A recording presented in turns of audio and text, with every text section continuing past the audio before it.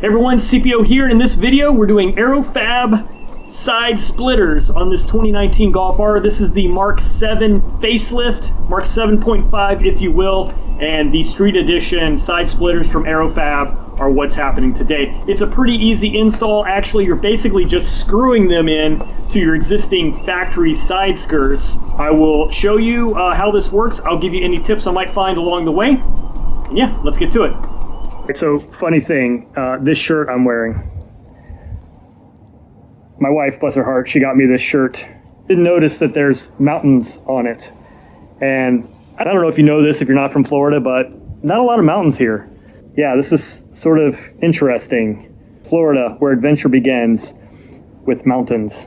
So now I just wear this shirt sarcastically because I think it's hilarious. All right, let's get to this. The first thing we're gonna do, as usual, is get this thing up on jack stands. I'm gonna do a side at a time, so I'm just gonna jack up one side, put in jack stands, and then drop it, and then move to the other side. I am showing off my U-jack, and also I've got these new rail guards that I'm playing with, so the jury's out on those. I did get them installed. I like them, but I want some more time with them before I start recommending them.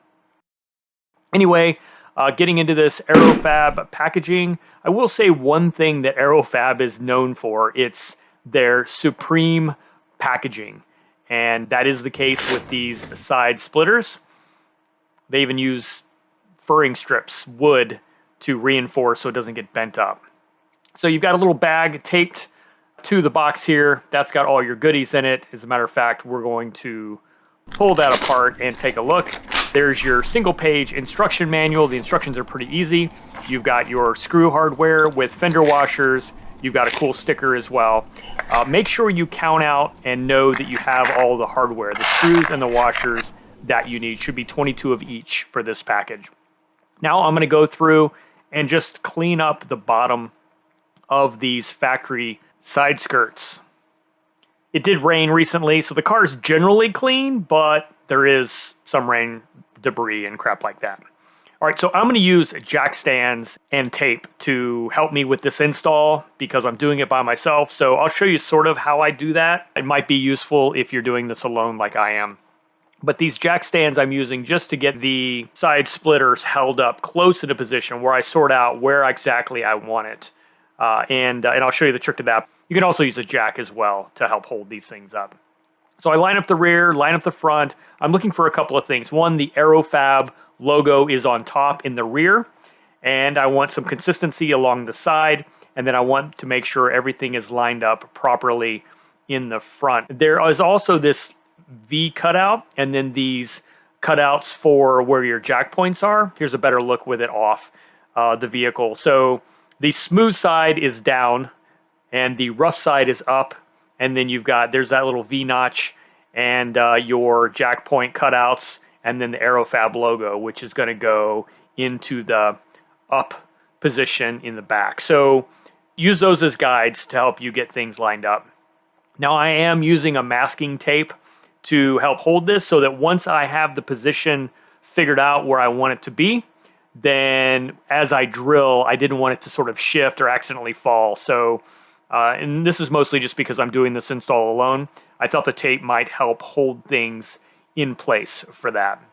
So now I'm drilling, and I'm going to drill the front hole and then the rearmost hole because I think those are the most important from an alignment perspective. And then after that, I'm going to go through and drill out the rest of the holes. The reason I have the vehicle jacked is simply just so I can get under here and use that drill, and then also screw in the hardware. It does help to have a light. My drill has a light on it, plus I have another light so that I can see really well because I want to make sure I get these drill holes centered with that small pilot hole. Here's again a look at how I'm using the jack stand to sort of press against and hold those splitters in place. Now I'm using a razor blade to clean up all the excess. So when you drill the pilot hole and then pull it back out, plastic is going to pull down and it's going to be external. It's going to be an outie instead of an innie. So some of that plastic is going to come out and hang down. So I'm just using a razor to just shave that flush. That'll allow your splitter to rest flush against the side skirt.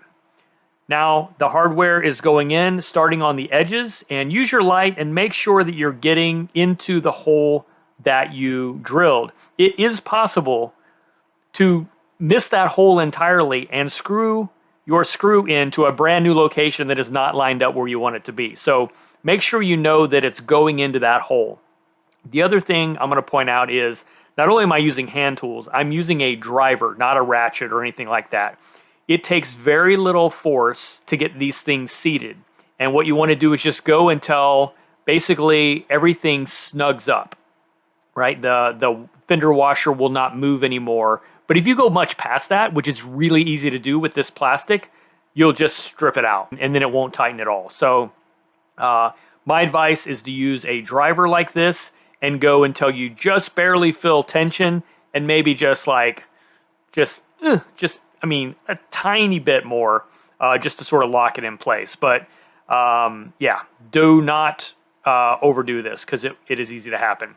Once I get all those down, I can drop the vehicle and then just move to the other side. So I'm not going to show you the other side because it looks exactly like this side. So yeah, this is pretty much half job done, and then we'll fast forward to boom, now full job done. Here's what it looks like on the car. It does add just an appropriate amount of aggression, ties in the front splitter nicely, and then also the rear spoiler extension that I have. You'll notice on my Golf R, it's a glossy side skirt, and it's a matte textured splitter, and that looks good to me. I mean, some vehicles are going to have the same sort of a matte look. Mine's got a glossy matte combo, but again, that matches what I have going on the front of the car as well.